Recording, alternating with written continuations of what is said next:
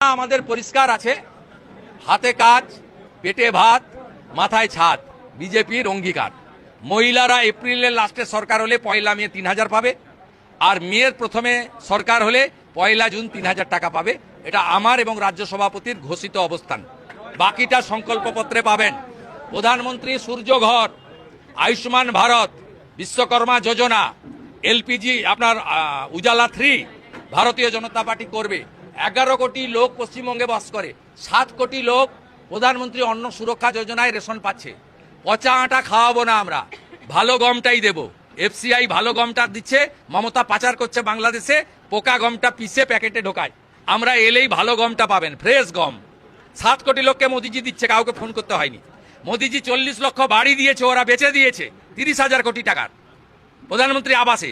বাকি প্রত্যেকের বাড়ি দেওয়ার দায়িত্ব আমাদের। প্রধানমন্ত্রী জল জীবন মিশনে নলে জল দিয়েছেন 27,000 কোটি টাকা, চুরি করে লোপাট করে দিয়েছে। নল আছে, জল নাই, নল আছে, ঝাঁঝরি নেই, ঝাঁঝরি আছে তো জল পড়ে না। এই অবস্থা পশ্চিমবঙ্গে।